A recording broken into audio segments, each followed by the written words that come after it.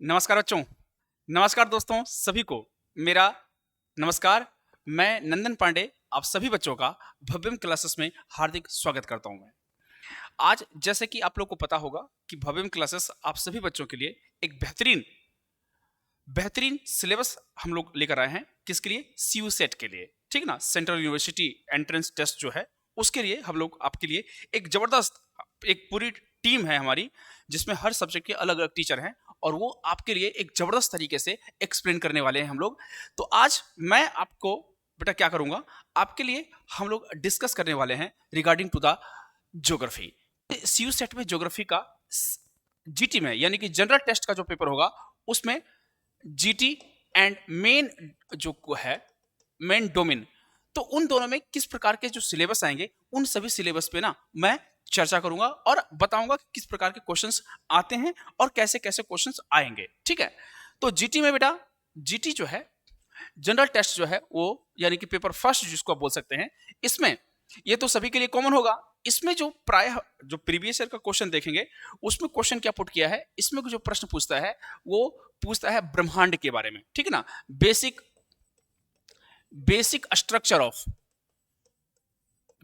Structure of Cosmos, ब्रह्मांड की basic रचना कैसे हुई है, ब्रह्मांड कैसे बना।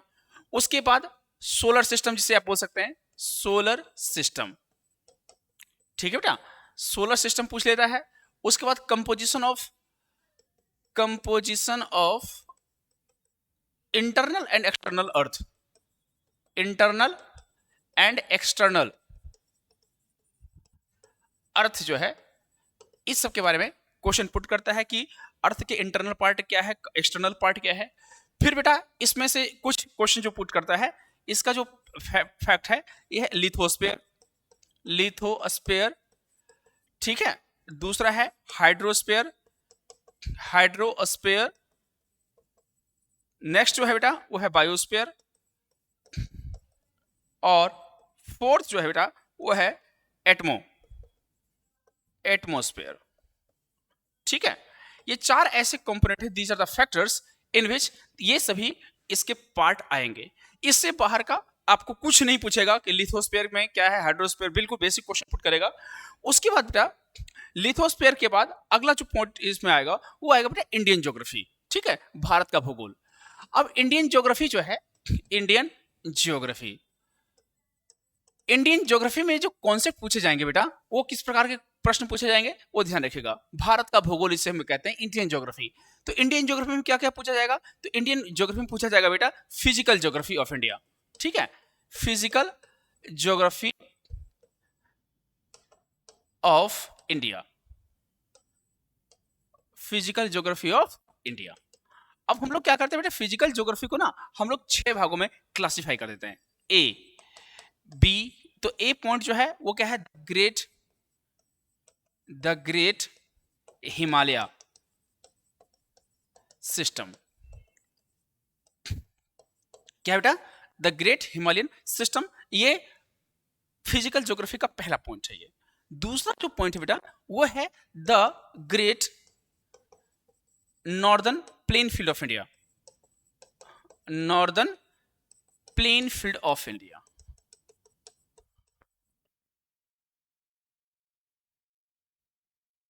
उसके बाद जो है थर्ड पॉइंट जो है वो है, उसको हम बोल सकते हैं द ग्रेट इंडियन डेजर्ट, ठीक है, द ग्रेट इंडियन डेजर्ट। अच्छा, फोर्थ पॉइंट जो है द कोस्टल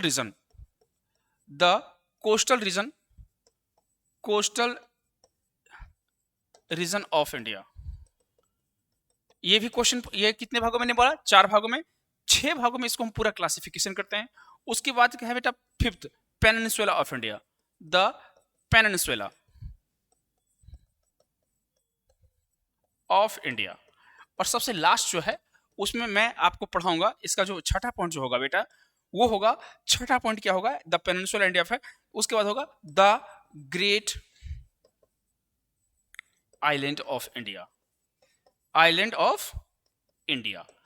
भारत के 2 महान द्वीप समूह जो है, ये मैंने आपको सिलेबस लिखवा दिया। भारत के 2 महान जो आइलैंड है, एक अंडमान निकोबार द्वीप द्वीप समूह है और दूसरा जो है वो है लक्षद्वीप द्वीप समूह। इन सबको, इसमें सभी peninsula part of India, Bharat के कितने जंगल है, कितने पठार है, उन सब के बारे में डिस्कस करता है। भारत का जो तट है यानी कोस्टल रीजन जो है, कि भारत का जो तटीय रेखा है वहां पे वो सभी कोस्ट जो हैं, उन सभी कोस्ट का हम क्लासिफिकेशन करेंगे कि कोस्टल ईस्टर्न घाट, वेस्टर्न घाट, उसके बारे में डिस्कशन करेंगे। द ग्रेट इंडियन डेजर्ट यानी कि राजस्थान और गुजरात में जो रेगिस्तान है, कच्छ के महान रेगिस्तान, उस पर डिस्कस करेंगे। The great Indian northern plain field यानी कि गंगा यमुना का द्वाब इसको बोल सकते हैं, उसका यहाँ पे डिस्कशन होगा। और द ग्रेट हिमालय सिस्टम, इन सबको जो है ये सभी फिजिकल ज्योग्राफी का पार्ट माना जाता है बेटा। इसमें फिर आएगा क्या, रिवर सिस्टम यानी कि ड्रेनेज सिस्टम बोल सकते हैं इसको, रिवर सिस्टम। अब रिवर सिस्टम को हम लोग क्या करते हैं बेटा, दो भागों में क्लासिफिकेशन कर देते हैं। एक रिवर सिस्टम है उसको बोलते हैं हिमालयन, ठीक है, उसको हम लोग बोलते हैं Himalayan river system, Himalayan river system. और दूसरा जो है वो पेनिनसुला रिवर सिस्टम, ठीक है ना, यानी कि south Indian peninsula, peninsula river system इसको हम बोल सकते हैं, ठीक है। तो हिमालयन रिवर सिस्टम को भी हमने बेटा हम लोग तीन भागों में क्लासिफिकेशन करेंगे, क्या, Brahmaputra river system, Ganga river system, Ganga river system, और थर्ड जो है बेटा वो है इंडस रिवर सिस्टम, ठीक है। तो अब हम लोग क्या करेंगे, मैंने बोला कि हिमालयन रिवर सिस्टम, इसको भी हम तीन भागों में क्लासिफिकेशन करते हैं, Brahmaputra river system, Ganga river system, Indus river system. अब पेनिनसुला रिवर सिस्टम जो है उसमें हम लोग पढ़ेंगे पेनिनसुला पार्ट ऑफ इंडिया, जैसे Narmada river, Ganga river, Narmada river, Kaveri, Godavari, Periyar, हैं, महानदी, ये इन सभी रिवर जो है उनका डिस्कशन जो है वो पेनिनसुला रिवर सिस्टम में वो एक्सप्लेन किया जाता है, ठीक है बेटा। और उसके बाद जो है, ये जीटी की बात हो रहा हूँ, जीटी से ऐसे क्वेश्चंस यहाँ से पूछे जाएंगे, ठीक है। उसके बाद ये बेसिक क्वेश्चन होगा। उसके बाद जो है जीटी तो सबके लिए कॉमन ही होता है, आप जानते ही होंगे, ठीक है। तो रिवर सिस्टम के बाद जो है ये आप इसको ड्रेनेज सिस्टम भी आप बोल सकते हैं, ठीक है, ड्रेनेज सिस्टम भी आप इसको, you may explain that this could be A drainage system. और ड्रेनेज सिस्टम के बाद जो है फिर हम इसको एक्सप्लेन, अगला जो टॉपिक होता है उसको हम लोग बोलते हैं क्लाइमेट या सॉइल। पहला होगा सॉइल, सॉइल भी हम लोग सॉइल का क्लासिफिकेशन करेंगे कि there are 8 types of soil, ठीक है, 8 टाइप्स ऑफ सॉइल है। अच्छा, उसके बाद फिर क्या होगा बेटा, मॉनसून होगा, ठीक है, ये बहुत इंपॉर्टेंट, ये सभी जीटी का ये क्वेश्चंस, जीटी के क्वेश्चंस यहां से पूछे जाएंगे, यानी कि weather system of India, Bharat के जो क्लाइमेट है, जो मॉनसून है, ये कैसे इन्फ्लुएंस करती है, वो ये सभी जीटी का सिलेबस मैंने बताया। अब जो मेन डोमेन जो है, डोमिनेंट जो है, उसका जो मेन, अगर आपको सब्जेक्ट की प्रिपरेशन करनी है तो उसका सिलेबस जो है वो अब देखेंगे कि अब इसमें क्या बोला कि there will be question paper will be 75 questions, out of which 60 questions need to be attempt, यानी कम से कम 75 में से 60 क्वेश्चन तो आपको करने पड़ेंगे। तो उसमें से भी क्या कह रहा है बेटा, जनरल नॉलेज। तो जनरल नॉलेज क्या कह रहा है, basic mathematical concept, arithmetics, algebra, geometry, mensuration, statics, thought. और ये कौन सी क्लास तक पूछे जाते हैं, 8वीं क्लास तक के क्वेश्चंस इसमें पूछे जाते हैं, किसमें, जीएस में। करंट अफेयर्स कुछ क्वेश्चन पुट कर देगा, बहुत बेसिक क्वेश्चन पुट करेगा। और हम लोग, हमारी पूरी टीम इतनी जबरदस्त है कि आपको जो पढ़ा देगी उससे बाहर आपको कुछ पढ़ने की आवश्यकता नहीं है, ये भी ध्यान रख लीजिएगा, ठीक है। अच्छा, उसके बाद फिर जो है, अब देखो कि ज्योग्राफी में, ठीक है ना, ज्योग्राफी में किस प्रकार के क्वेश्चंस अब जो मेंस में आएंगे, ठीक ना, सेकंड पेपर जो होगा उसमें किस प्रकार के क्वेश्चन पुट करेगा वो। तो यहाँ पे ना बेटा there are total 50 questions, out of 50 you need to attempt minimum 40 questions, आपको कम से कम 40 क्वेश्चन 40 क्वेश्चन अधिकतम करने पड़ेंगे। अगर 50 क्वेश्चन है और आपने क्या किया, 50 क्वेश्चन के 50 आपने अटेम्प्ट कर लिया, तो उसमें 50 क्वेश्चन में से आपको सिर्फ 40 क्वेश्चन की ही एवोल्यूशन की जाएगी, 50 क्वेश्चन का एवोल्यूशन वहां पे नहीं किया जाएगा, ये ध्यान रखिएगा। तो इसका जो सिलेबस है बेटा, सिलेबस क्या है, इसका सिलेबस कुछ नहीं है, सिंपल सी, सिर्फ क्लास 12th का, ठीक है, क्लास 12th की ज्योग्राफी अगर आप ढंग से पढ़ लेंगे, और मैं आपको इतने बेहतरीन तरीके से एक्सप्लेन कर दूंगा कि उससे बाहर आपको कुछ नहीं पूछा जाएगा। तो ये सिर्फ क्लास 12th की ज्योग्राफी का इसमें, तो सबसे पहला पॉइंट जो होगा वो है ह्यूमन ज्योग्राफी, उसका प्रकृति और विषय क्षेत्र की ह्यूमन ज्योग्राफी जो है उसको पढ़ने के बाद, ये क्लास 12th का पहला चैप्टर है कि ज्योग्राफी एज ए ह्यूमन वो कैसे अप्लाई होता है, ठीक है। उसके बाद है बेटा कि लोग, लोग कौन, हम और आप। कैसे कि पॉपुलेशन का diversity, diverse of the population. World में जनसंख्या सबसे ज्यादा कहां पे है? चाइना और इंडिया में पॉपुलेशन क्यों है? अफ्रीका में पॉपुलेशन क्यों है? लेकिन नॉर्दर्न पार्ट ऑफ वर्ल्ड में लाइक रसिया, कनाडा, इन सब में पॉपुलेशन कम क्यों है? क्योंकि वहां बहुत ज्यादा ठंड पड़ती है। ठीक है, क्लाइमेट वहां का ह्यूमन के लाइक सफिशिएंट वहां पे नहीं है। तो विश्व की जनसंख्या, इसका डिस्ट्रीब्यूशन ऑफ द पॉपुलेशन, ठीक है, उसकी वृद्धि, पॉपुलेशन का ग्रोथ कहां पे ज्यादा हो रहा है, ये हमें विश्व की जनसंख्या में। फिर आएगा बेटा जनसंख्या का डाइवर्जन, जनसंख्या का परिवर्तन, चेंजेस ऑफ द पॉपुलेशन। कैसे? वो पॉपुलेशन का ट्रांसपोर्टेशन होता है एक जगह से दूसरी जगह, हम लोग ना उसे कहते हैं माइग्रेशन। माइग्रेशन दो प्रकार का होता है, एक माइग्रेशन मेल के द्वारा यानी कि इकोनॉमिक माइग्रेशन, और दूसरा हो गया बेटा कल्चरल माइग्रेशन। कल्चरल माइग्रेशन जो है वो यूजली इंडिया में कौन करती है? फीमेल करती है, या यूजली फीमेल ही करती है। कल्चरल, शादी हो जाना तो कल्चर है ना ये। लेकिन मेल का जो माइग्रेशन होता है, उस माइग्रेशन का मेनली मोटिव ये होता है कि migrated, they are migrated because of the economic purpose. वो आर्थिक रूप से एक जगह से दूसरी जगह पलायन करते हैं। जैसे मान लीजिए कि बहुत सारे लोग वो अपने गांव से जयपुर जाते हैं, दिल्ली जाते हैं, बड़े बड़े शहरों में जाते हैं, जयपुर है, जैसलमेर है, बीकानेर है, अजमेर है, उसके बाद दिल्ली है, लखनऊ है, बॉम्बे है, यहाँ पे लोग जाते हैं। क्यों जा रहे हैं?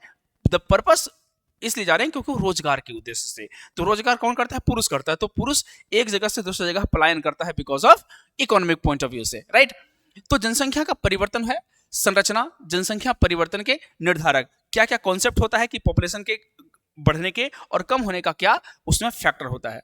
उसके बाद है बेटा जेंडर इंडेक्स, बहुत इंपॉर्टेंट। आयु लिंग, कि कितने वर्ष की लड़कियों की शादी हमारे देश में हो रही है, कितने वर्ष के बच्चे की मौत हो रही है 0 to 5 ईयर्स में, उसको हम लोग बोलते हैं इन्फेंट मोर्टेलिटी रेट, शिशु मृत्यु दर उसे कहा जाता है।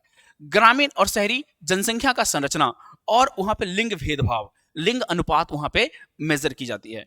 उसके बाद है बेटा ह्यूमन डेवलपमेंट इंडेक्स, ठीक है, बहुत इंपॉर्टेंट है। इसकी अवधारणा, what is the concept of human development index, उसका संकेत अंतरराष्ट्रीय तुलना। आपने नाम सुना होगा ना कि HDI की कंपैरिजन करेंगे, ह्यूमन डेवलपमेंट इंडेक्स।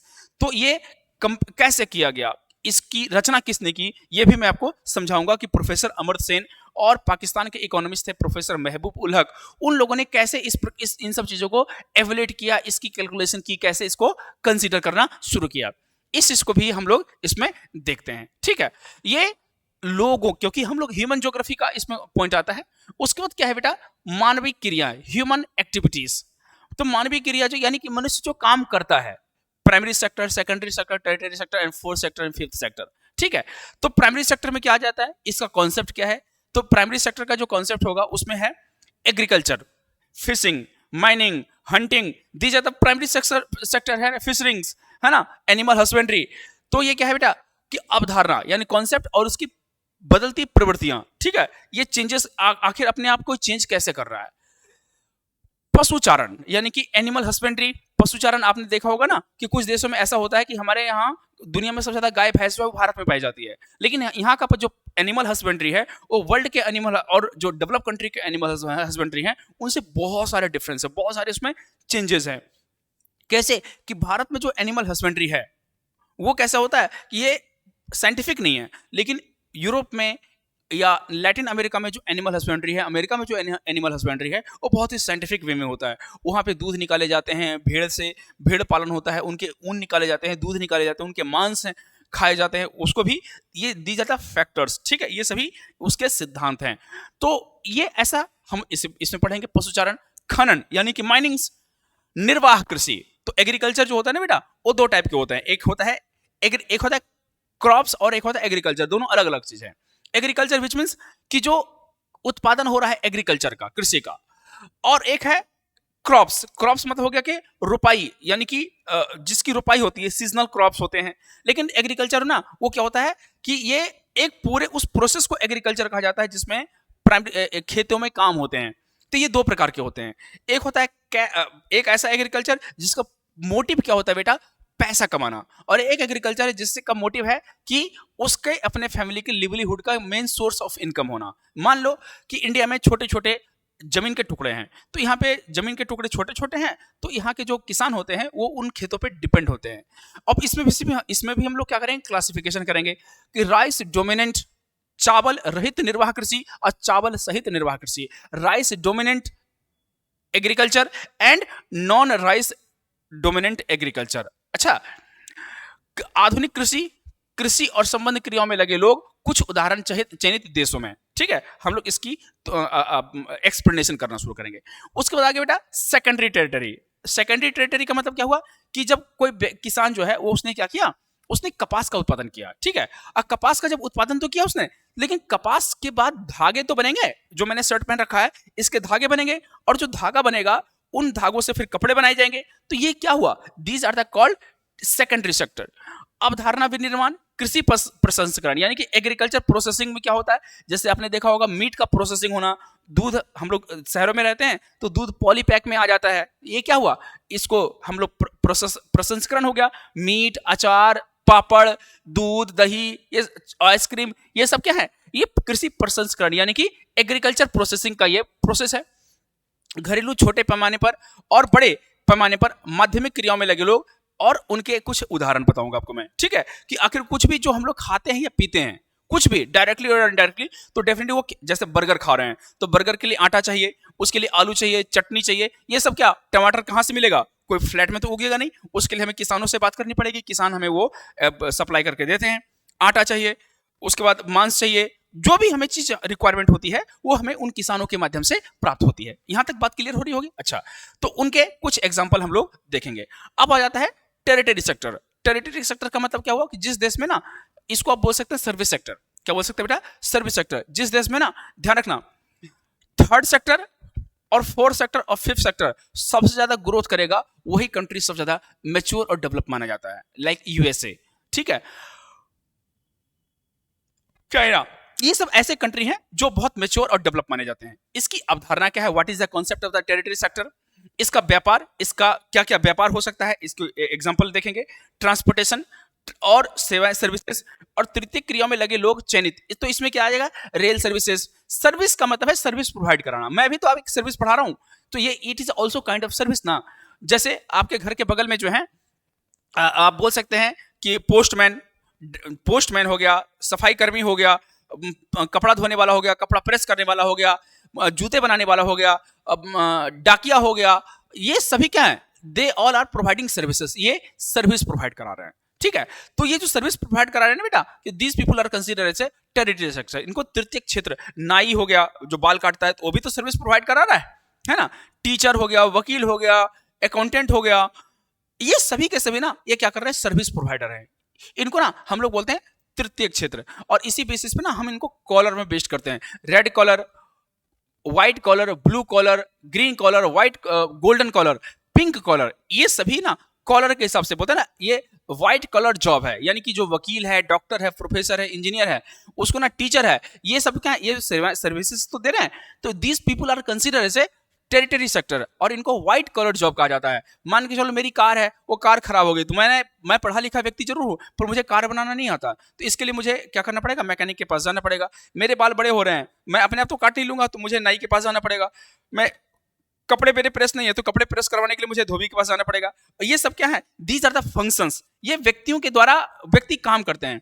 तो उन सबको ना हम लोग क्या बोलते हैं, तृतीय क्षेत्र कहा जाता है, टेरिटरी सेक्टर इसको कहा जाता है।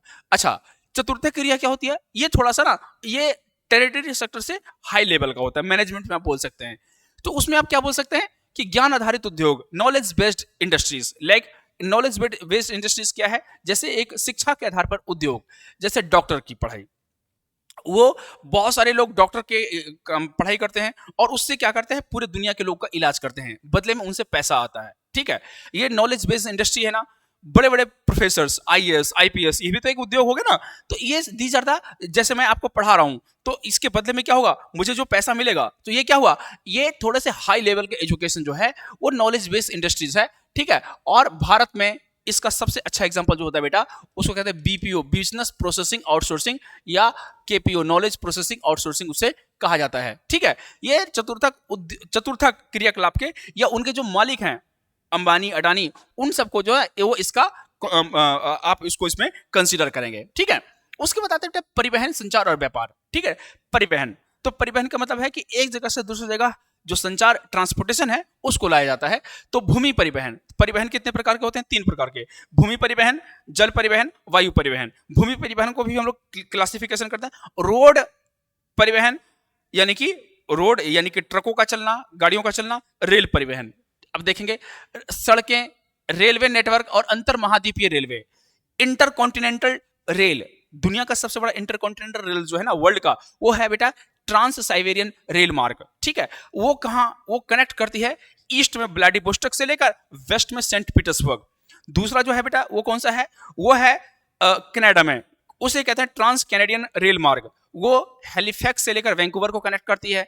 उसके बाद है ट्रांस ऑस्ट्रेलियन रेल मार्ग, तो वो क्या है ना, वो अंतर महाद्वीपीय ट्रांस इंटरकॉन्टिनेंटल रेलवे लाइन है। अब इंडिया में भी देखो बेटा कि एक तरफ ना असम के डिब्रूगढ़ से, असम के डिब्रूगढ़ से एक ट्रेन चलती है, कहाँ? नीचे तमिलनाडु के कन्याकुमारी तक आती है।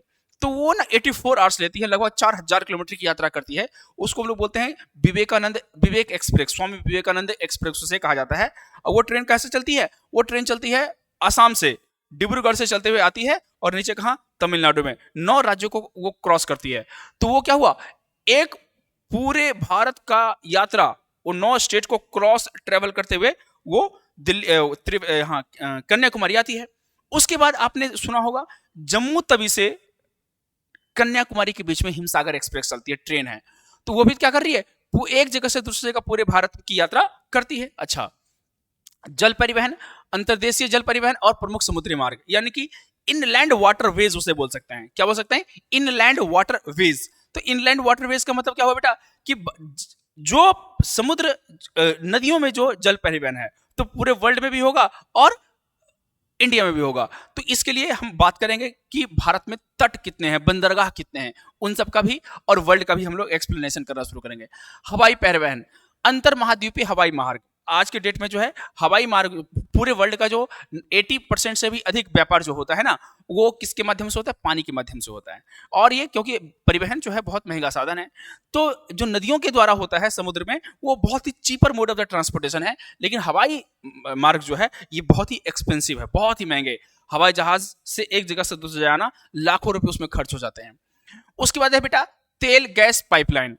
ये मैं आपको बताऊंगा कि इंडिया में जो है तेल और गैस के पाइपलाइन, ये सबसे इंपॉर्टेंट है। Tapi gas, TAPI, Turkmenistan, Afghanistan, Pakistan, India gas pipeline है। ठीक है, अमेरिका में जो है उसे हम लोग बोलते हैं बिग इंच गैस पाइपलाइन, उसका भी हम लोग एक्सप्लेनेशन करेंगे।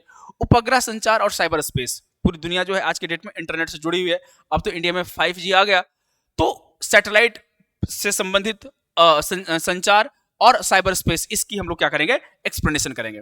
उसके बाद है बेटा अंतरराष्ट्रीय व्यापार, इंटरनेशनल ट्रेड क्या है। इसके आधार, जैसे आपने एक नाम सुना होगा क्या? WTO, world trade organisation. इसका कॉन्सेप्ट आया कैसे?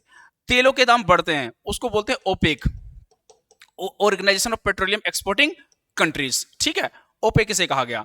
आसियान है, G20 है, ये सब क्या है? ये एक तरीके से ना संगठन है, जो अंतरराष्ट्रीय संगठन है और जो व्यापार को बढ़ावा देने में क्या करते हैं? मदद करते हैं। एक इसमें टर्म आता है बेटा FTA, फ्री ट्रेड एग्रीमेंट। ठीक है, FTA, फ्री ट्रेड एग्रीमेंट इसे कहा जाता है। हम इस पे भी चर्चा करेंगे, किसमें? अंतरराष्ट्रीय व्यापार में। व्यापार के प्रवेश द्वार में बंदरगाह, उसकी भूमिका। तो बंदरगाह जो है ना, वो बंदरगाह भी कितने प्रकार के होते हैं? सैनिक बंदरगाह, व्यापारिक बंदरगाह, है ना, ये भी बंदरगाह के टाइप्स हैं, ये ध्यान रख लेना। विश्व व्यापार संगठन, व्यापार में WTO की भूमिका क्या है, इसका क्या योगदान है? ठीक है बेटा। अब जो है हम लोग देखते हैं मानव बस्तियां कि ह्यूमन सेटलमेंट कैसे है, मानव कहाँ ज्यादा रहता है। तो आपने देखा होगा आपका घर राजस्थान, मान के चलो राजस्थान बहुत ही क्षेत्रफल में बड़ा है, पर जनसंख्या वहां पे बहुत कम है। किसके तुलना में? उत्तर प्रदेश की तुलना में। तो आखिर ऐसा क्या हुआ? तो मनुष्य की सबसे इंपॉर्टेंट चीज क्या होती है? मनुष्य कहाँ पे रहेगा? उन्हीं सब क्षेत्रों में रहेगा जहां पे जलवायु ना तो ज्यादा ठंडा हो ना ज्यादा बहुत ही गर्म हो, और पानी की उपलब्धता बहुत ही आसानी से हो जाए। तो राजस्थान इस मामले में क्या है, थोड़ा सा वो गर्मी के दिनों में बहुत गर्मी हो जाती है, ठंड के दिनों में बहुत ही ठंडी होती है, और वहां पे पानी की बड़ी भारी संकट है। जबकि आप उत्तर प्रदेश, पंजाब, हरियाणा, दिल्ली, बिहार, यूपी और असम, असम देखेंगे, उसके बाद वेस्ट बंगाल देखेंगे, यहाँ पे जनसंख्या का घनत्व जो है अन्य राज्यों की तुलना में यहाँ पे ज्यादा है। क्यों? क्योंकि यहाँ पे नदियों के जाल बिछे हुए हैं और यहाँ का जलवायु जो है वो मनुष्यों के रहने के लायक है, वो उसके फेवरेबल में है। उसके बाद मानव बस्तियां, किस प्रकार की मानव बस्तियां बंदोबस्त होगा? ग्रामीण मानव बस्तियां और नगरीय मानव बस्तियां। तो ग्रामीण नगरीय बस्तियां जो होती हैं वो क्या होती हैं? अव्यवस्थित होती हैं, जबकि नगरीय जो है वो क्या होती हैं? व्यवस्थित होती हैं। नगरों की आकृति, एक नाइजीरिया की राजधानी है अबुजा, अबुजा के बारे में इसमें एक केस स्टडी कराऊंगा मैं, ठीक है। नगरों की आकृति विज्ञान, महानगरों का वितरण, आखिर भारत में उत्तर भारत में नगर बड़े बड़े क्यों बन रहे हैं? बंबई में, महाराष्ट्र में जो है ना, पूरे भारत में महाराष्ट्र में सबसे ज्यादा नगर हैं। और ये प्रश्न पूछा जा लेता है कभी कभार कि किस महाद्वीप में नगरों की संख्या ज्यादा है? उत्तर अमेरिका, दक्षिण अमेरिका, यूरोप। तो यूरोप में जो है ना, अमेरिका की तुलना में भी ज्यादा नगर ये है। तो नगर अगर किसी देश में है ज्यादा, तो इसका मतलब है कि वो देश बहुत ज्यादा तरक्की कर रहा है, ये ध्यान रखना। तो ज्यो ज्यो 1950 के दशक में भारत में नगरीय जनसंख्या जो थी ना, वो लगभग 10% से भी कम थी। लेकिन वर्तमान समय में the total population of urban, they are more than 35% of the total population used to live in the urban area. तो ये क्या हुआ बेटा? ये ह्यूमन सेटलमेंट, शहरों में बड़े बड़े महानगर बन रहे हैं, दिल्ली, मुंबई, चेन्नई, कोलकाता, बेंगलुरु, अहमदाबाद, है ना, विशाखापट्टनम, पटना, रांची, लखनऊ, कलकत्ता, ये सभी बड़े बड़े शहर बन रहे हैं, और आगरा, इलाहाबाद, और यहाँ पे देखा होगा ना, यहाँ जयपुर, अजमेर, ये मेट्रो सिटी भी इनको धीरे धीरे कहा जाने लगा। क्यों? क्योंकि ये बहुत बड़े बड़े देश बन रहे हैं। और उसके बाद जो विकासशील देशों की नगरीय समस्या क्या होती है? जैसे बंबई में झुग्गी झोपड़ी, अमेरिका, दुनिया का सबसे बड़े देशों में से एक ब्राजील जो है ना, वहां पे दुनिया की सबसे बड़ी झुग्गी झोपड़ी है। वो है कहां पे? रियो डी जेनेरो और साओ पाउलो में। वहां पे है साओ पोलो, ये ध्यान रखना बेटा। कहां पे? ये है ब्राजील में, साओ पोलो। अब ये साओ पोलो जो है ना, यहाँ पे ना दुनिया की सबसे बड़ी झुग्गी झोपड़ी, अब आपको जान के हैरानी होगी, दुनिया की सबसे बड़ी झुग्गी झोपड़ी जो है वो कहां पे? साओ पोलो में है। और दुनिया की दूसरी सबसे बड़ी झुग्गी झोपड़ी जो है ना, वो अर्जेंटीना की राजधानी ब्यूनस आयर्स में है। जबकि मजेदार वाली बात है कि बॉम्बे जो है, बॉम्बे, अगर आप तुलना करेंगे, बॉम्बे को भारत का आर्थिक कैपिटल कहा जाता है, इकोनॉमिक कैपिटल कहते हैं। बट इंटरेस्टिंग फैक्ट और दुख, एक it is a darkest face of the India, कि वो वहां का सबसे बड़ा, जो एशिया का सबसे बड़ा झुग्गी झोपड़ी अगर कहीं है, वो धारावी मुंबई में स्थित है। तो ये विकासशील देशों में मानव बस्तियों की समस्या है। यहाँ पे गंदगी भरी होती है, साफ सफाई की समस्या होती है, पानी की बहुत सारा समस्या होता है। उसके बाद जो बेटा, फिर हम लोग आ जाते हैं भारत की। ये अभी तक जितनी भी ज्योग्राफी मैंने आपको समझाया वो वर्ल्ड ज्योग्राफी था। अब जो है वो इंडियन ज्योग्राफी को एक्सप्लेन करेंगे। तो उसी में अब ध्यान रखना कि जो वर्ल्ड ज्योग्राफी का और इंडिया ज्योग्राफी का, वो वर्ल्ड के पॉइंट ऑफ व्यू से था, वो इंडिया के पॉइंट ऑफ व्यू से भारत के सभी राज्यों का आपस में कंपेरिजन करना शुरू करेंगे कि आखिर दक्षिण भारत, विशेषकर केरल के जो हैं, वो लोग इतने विकसित क्यों हैं बनस्पत की राजस्थान में। तो अभी सर जो है, वो सर ने मुझे एक चीज बताया था कि सर राजस्थान में अभी भी छोटी छोटी उम्र में लड़कियों की और लड़कों की शादी कर दी जाती है, जो कि ज्योग्राफिकल पॉइंट ऑफ व्यू से तो बिल्कुल अच्छा नहीं है। जबकि केरल में जो है, वो वहाँ के महिलाएं, वहाँ के पुरुष होते हैं, वो शिक्षित नहीं होते हैं, बहुत ज्यादा शिक्षित होती हैं। और वहाँ का जो पर कैपिटा इनकम जो है वो अन्य राज्यों से, तो इस वहाँ का जो HDI है, ह्यूमन डेवलपमेंट इंडेक्स जो है, वहाँ का जो लिविंग स्टैंडर्ड है, वो जीवन जीने का स्तर जो है, वो अन्य राज्यों की तुलना में क्या है? बहुत ही ज्यादा है। ठीक है। तो वितरण, घनत्व, वृद्धि, जनसंख्या की संरचना, भाषा, धार्मिक, लिंग और ग्रामीण, शहरी, व्यावसायिक जनसंख्या वृद्धि में क्षेत्रीय विभिन्नताएं, ये सभी हम भाषा, कौन सी भाषा के बोलने वाले लोग हैं, किस धर्म के लोग रहने वाले हैं, लिंग अनुपात, ग्रामीण क्षेत्र और शहरी क्षेत्र की व्यावसायिक, कि ग्रामीण क्षेत्र में किस प्रकार के रोजी रोजगार। तो मैंने आपको बोला कि आज भी भारत की 65% से अधिक आबादी गांव में रहती है, और उन गांव में रहने वाले जो आबादी है, उनमें से भी लगभग 80% से अधिक लोग जो हैं आज भी क्या है? प्रत्यक्ष रूप से प्राथमिक क्षेत्र पर निर्भर हैं। जबकि शहरी क्षेत्रों में जो है वो द्वितीयक और तृतीयक और चतुर्थक क्षेत्रों में वो डिपेंड हैं। तो ये क्या हुआ? तो ये भारत की समस्या बताएंगे। प्रवास, प्रवास का मतलब होता है बेटा माइग्रेशन, अंतरराष्ट्रीय प्रवास, यानी कि जो भारत से लोग चले जाते हैं विदेशों में काम करने के लिए। राष्ट्रीय प्रवास का मतलब है गांव से शहरों को पलायन करना। इसके क्या कारण होते हैं और इसके परिणाम क्या होते हैं? बहुत सारे, मान के चलो आपने देखा होगा, आप लोग बच्चे जो हैं सीयूसेट की तैयारी कर रहे हैं, इनमें से बहुत ऐसे बच्चे होंगे जो ना ड्यू में या फिर IIT की तैयारी कर रहे हैं, एम्स की तैयारी करेंगे, नीट की तैयारी कर रहे हैं। और वो बच्चे ना, वो क्या करते हैं, वो यहाँ पे तैयारी कर लिए, यहाँ पे भारत के विश्वविद्यालय से पढ़ लिख लेते हैं। अब पढ़ने लिखने बाद ना, जब नौकरी करने की बारी आती है, भारत में सेवा देने की बारी होती है, वो भाग जाते हैं अमेरिका। और अमेरिका में जाके अपनी सेवा देते हैं। क्यों? वहां पे पैसे का लालच थोड़ा सा, वहां पैसा जो है यहाँ की तुलना में थोड़ा सा ज्यादा है। तो उसको ना हम लोग बोलते हैं ब्रेन ड्रेन, मस्तिष्क का पलायन उसे कहा जाता है। ठीक है बेटा।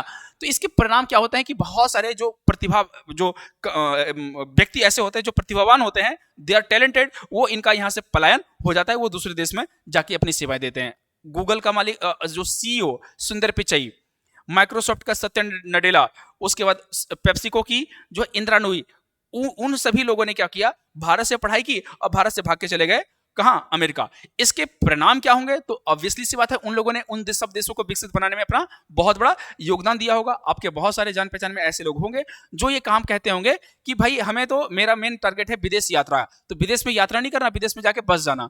तो उसके क्या कारण है? भारत में वो लोग रुकते क्यों नहीं है, ये भी देखना पड़ेगा, और इसके परिणाम क्या है।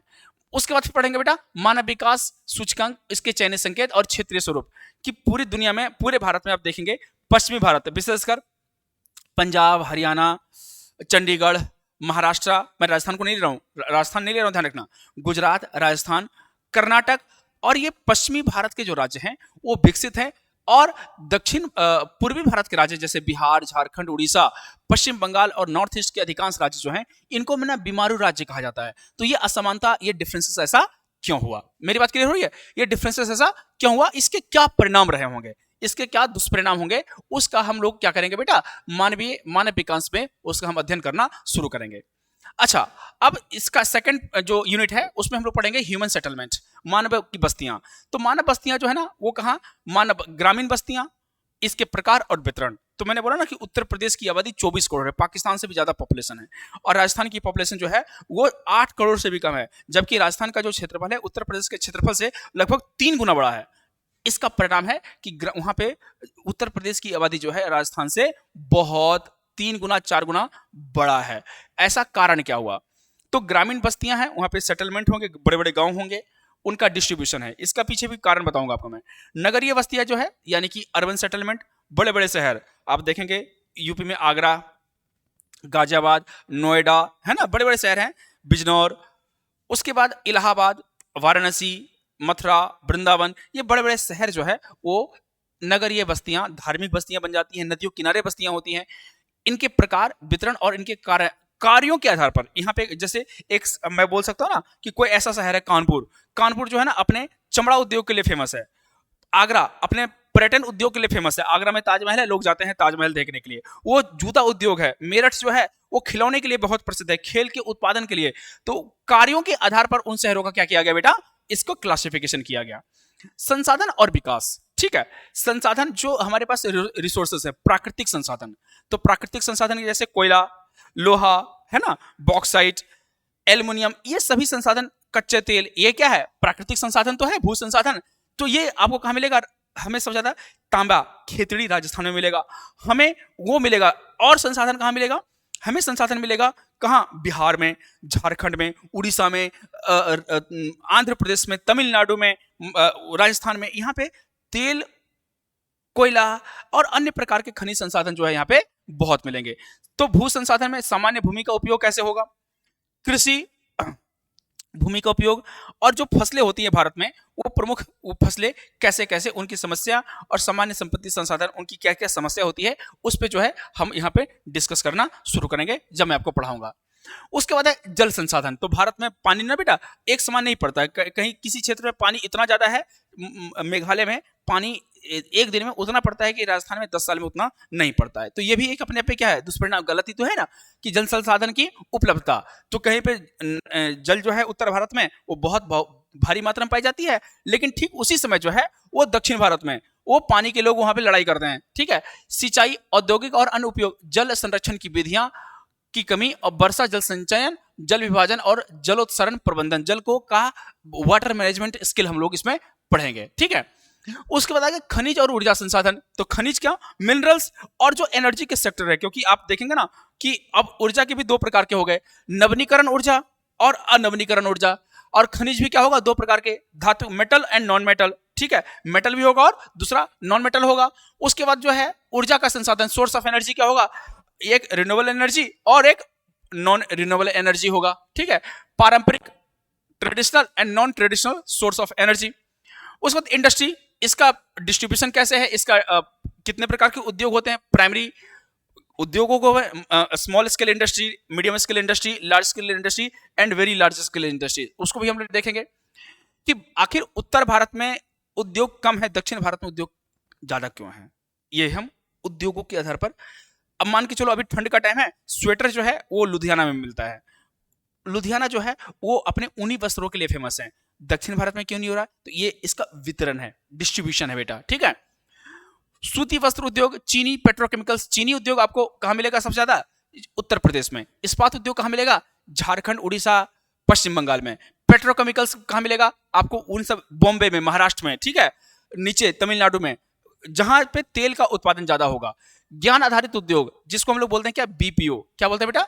बिजनेस प्रोसेसिंग आउटसोर्सिंग या नॉलेज प्रोसेसिंग आउटसोर्सिंग इसको कहा जाता है, ठीक है। औद्योगिक स्थान पर उदारीकरण, निजीकरण और वैश्वीकरण का प्रभाव। अब मेरे हाथ में मोबाइल है चाइना का, एक अभी कुछ दिन पहले जा रहा था तो एक आंटी थी, वो बोली कि चाइना का माल बहिष्कार करो। वाह भाई वाह। और ये बात वो खुद लिख रही थी कहाँ? चाइना के मोबाइल पे। चाइना का मोबाइल पे बैठ के ये लिखना कि मैं चाइना मोबाइल का बहिष्कार कर रहा हूं, इससे ज्यादा हास्यास्पद क्या हो सकता है? ऐसा संभव नहीं हो सकता, ठीक है ना। उसको बोलते हैं ना उदारीकरण, वैश्वीकरण और निजीकरण, privatisation, globalisation and liberalisation. LPG का कॉन्सेप्ट इसे कहा जाता है बेटा, ठीक है ना। बोलना बहुत आसान होता है कि चाइना का माल का बहिष्कार कर दो, बोलना आसान है पर करना उतना आसान नहीं है, ये ध्यान रख लेना। हम लोग बोलते हैं खाड़ी देश जो है, गल्फ कंट्री है, वो कह रहे हैं भारत से सामान नहीं लेंगे। बोलना जितना आसान है करना उतना ही मुश्किल है, ये भी ध्यान रख लीजिएगा। बहुत आसान है बोलना, चमड़ी का मुंह है, बोल दीजिए कि हम इसको बहिष्कार कर देंगे, पर उतना इजीली तरीके से संभव नहीं हो सकता।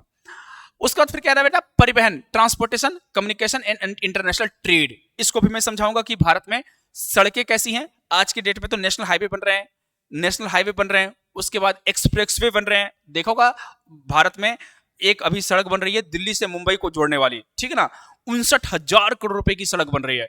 और दुनिया में कोई भी देश विकसित है ना, उस विकसित देश का ये माना जाता है कि वहां की सड़कें कितनी ज्यादा अच्छी हैं। जिस राज्य की सड़कें जितनी ज्यादा अच्छी होंगी वो राज्य उतना ही विकसित माना जाएगा, चाहे वहां पे इंडस्ट्री लगी हो या ना लगी हो, वो इंडस्ट्री अपने आप वहां पे सेट हो जाती है, ठीक है। सड़कें, रेल, आप देख रहे हो भारत में मेट्रो रेल का कॉन्सेप्ट आ गया, रेल का कॉन्सेप्ट आ गया। जल मार्ग, वायु मार्ग, तेल गैस पाइपलाइन, राष्ट्रीय विद्युत ग्रिड, संचार नेटवर्क, रेडियो टेलीविजन उपग्रह और इंटरनेट। हमारे यहाँ इंटरनेट तो अब 5G आ रहा है, कहाँ? दिल्ली में, पर गांव में आज भी 2G लेवल का नेटवर्क नहीं आ रहा, ईमानदारी की बात है। तो मतलब उन सब क्षेत्रों में अभी भी संचार की बहुत सारी समस्या उत्पन्न हो रही होगी। टेलीविजन उपग्रह, आज के डेट में क्या है? सैटेलाइट वाला छतरी लगा देते हैं, देखा होगा आपने ना, वो सैटेलाइट बेस्ड टेलीविजन वहां पे हम लोग देखते हैं। मैं फोन से बात करता हूं, आप लोग फोन से बात करते हैं, इंटरनेट यूज करते हैं, वो दीज आर द टेलीकम्युनिकेशंस, ये कम्युनिकेशन का एक पॉइंट है। उसके बाद बेटा इंटरनेशनल ट्रेड, अंतरराष्ट्रीय व्यापार क्या है? भारत के विदेश व्यापार बदलते स्वरूप, समुद्री बंदरगाह और उनके भीतरी और बाहरी इलाके, और अब हवाई अड्डे। भारत में कितने हवाई अड्डे हैं, क्या क्या है, इन सब का अध्ययन जो है मैं आपको इसके माध्यम से आपको समझाना शुरू करूंगा, ठीक है बेटा। तो जब हम इन सब चीजों को अध्ययन करेंगे, ये सभी ज्योग्राफिकल पॉइंट ऑफ व्यू से आएगा। उसके बाद आ गया चयनित मुद्दे, समस्या और भौगोलिक परिप्रेक्ष्य। अच्छा, इसमें क्या कह रहा है कि अब शहरीकरण होता है, अर्बनाइजेशन हो रहा है, तो अब देखते होंगे ना गंदगी के भरमार है, इन कचरों का प्रबंधन कैसे हो। सीवर सिस्टम है, अब जनसंख्या दिल्ली की जो है ना वो 2 करोड़ के से भी ज्यादा है।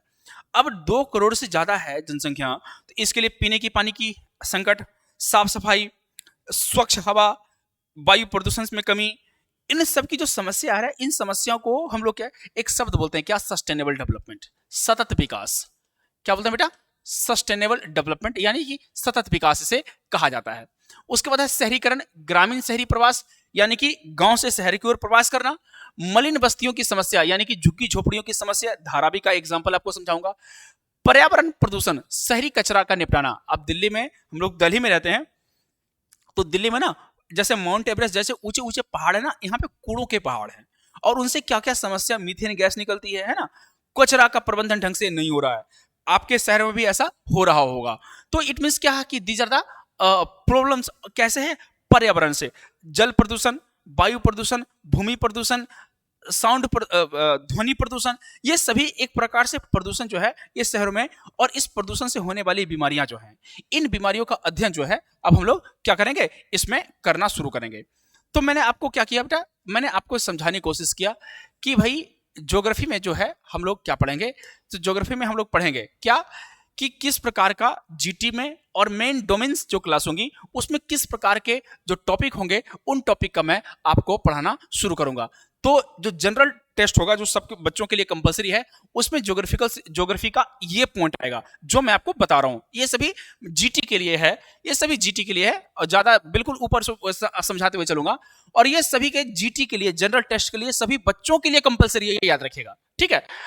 लेकिन ये सभी बच्चों के लिए, जीटी के लिए, अब मैं एक बार फिर दोबारा रिमाइंड करा देता हूं इसमें से हम लोग क्या क्या पढ़ेंगे। जीटी के लिए अलग होगा, मेंस के लिए अलग होगा। तो मेंस के लिए क्या होगा, ये सिर्फ क्लास 12th का पॉइंट होगा, ठीक है। क्लास 12th का फर्स्ट एंड सेकंड बुक होगा, ठीक है बेटा। ये फर्स्ट एंड सेकंड बुक इसको हम लेंगे क्लास 12th का, ये मेंस के लिए। लेकिन जीटी के लिए जो सभी बच्चों के लिए कंपलसरी है, basic structure of the cosmos यानी कि सोलर सिस्टम पढ़ेंगे, composition of internal and external earth पढ़ेंगे, उसमें लिथोस्फीयर, हाइड्रोस्फीयर, बायोस्फीयर और एटमॉस्फेयर पढ़ेंगे, ठीक है बेटा। उसके बाद जो है फिर हम इंडियन ज्योग्राफी पे डायरेक्ट आ जाएंगे। और इंडियन ज्योग्राफी में हम लोग क्या करेंगे, ज्योग्राफी को हम लोग 5 भागों में क्लासिफाई कर देते हैं कि physical geography of India, the great Himalayan system, the great northern plain of India, the great Indian desert, Rajasthan का रेगिस्तान हम लोग पढ़ेंगे बेटा, राजस्थान और गुजरात के the coastal region of India, the peninsula India और the great islands of India, ये भी देख लेंगे बेटा। उसके बाद फिर जो है ड्रेनेज सिस्टम, रिवर सिस्टम या ड्रेनेज सिस्टम जो है उसको हम लोग देखेंगे, दैट इज कॉल्ड हिमालयन। हम लोग रिवर सिस्टम को 2 भागों में क्लासिफाई करते हैं, हिमालयन रिवर सिस्टम और peninsula river system. Himalayan river system also classified into 3 parts, Brahmaputra river system, Ganga river system and the Indus river system. और हम लोग ना एक टर्म आता है रिवर बेसिन, यानी कि the catchment of the reverse, कि उसका नदी, इसकी लंबाई के अकॉर्डिंग मत जाना, इसकी लंबाई के अकॉर्डिंग बिल्कुल जाने की आवश्यकता नहीं है। ये देखना है कि ये रिवर कितने बड़े इलाके में एक्सपेंड करती है, इसलिए हम इसको हिमालयन रिवर सिस्टम इसको बोलते हैं, ठीक है। हिमालय से जो नदियां निकलती हैं ये पूरे साल फ्लो करती हैं, these river are flow throughout a year, but these river are not flow throughout a year, these are the seasonal river, but these are not a seasonal river. इन river का जो source of water है वो क्या है, melting of the glaciers. और इन river का जो सोर्स ऑफ वाटर जो है वो है सीजनल रेनफॉल, सीजनल रेनफॉल। इन रिवर के जो बेसिन्स होंगे वो क्या हो, बहुत चौड़े चौड़े, गंगा को देखोगे, ब्रह्मपुत्र को देखो, बहुत चौड़ी चौड़ी नदियां। इन रिवर के जो बेसिन है वो क्या है, उतनी चौड़ी नहीं है। ये रिवर जो है ना मैच्योर नहीं है, बहुत यंग है, पर ये this river are very mature, ये बहुत पुरानी है, ये बहुत नई है।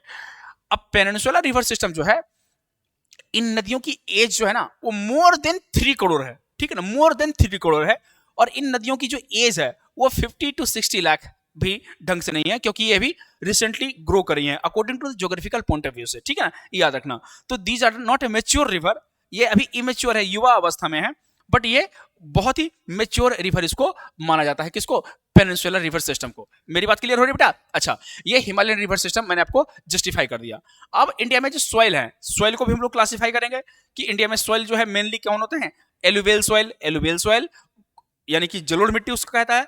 इसको भी 2 भागों में क्लासिफिकेशन करते हैं, क्या, बांगर सॉइल और खादर सॉइल। ये रिवर के फ्लड प्लेन से ये डिपॉजिट जो बनता है उसको हम ये मिट्टी कहते हैं। फिर ब्लैक सॉइल, फिर रेड सॉइल, लेटराइट सॉइल।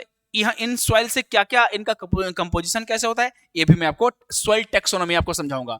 और उसके बाद है बेटा लास्ट में एंड में क्या है, मॉनसून। मॉनसून बहुत छोटा टॉपिक है लेकिन बहुत ही इंपॉर्टेंट टॉपिक है, ठीक है। ये जितना भी सिस्टम मैंने आपको बताया, this all our syllabus of GT, ये आपको जीटी के लिए, पर मैं आपको जीटी के लिए ही पढ़ाऊंगा, ठीक है ना, ये याद रखिएगा। उसके बाद जो है फिर क्या है, अब आ जाता है मेंस का। मेंस यानी कि जो मेन डोमेन्स है वो क्लास 12th की 2 किताबें हैं।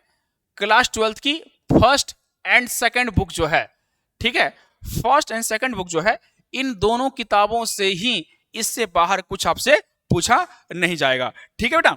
तो आज जो है मैंने आपको, आज इंट्रोडक्शन क्लास थी मेरी, और मैं अगले क्लास में फिर जो है आपसे एक चीज जो है मैं आपको पढ़ाना शुरू करूंगा। तब तक मैं आप सभी बच्चों से विदा लेता हूं। मैं नंदन पांडे आप सभी बच्चों का हार्दिक धन्यवाद करता हूं, और आप अधिक से अधिक इसको लाइक और शेयर कर दीजिएगा। जय हिंद, धन्यवाद।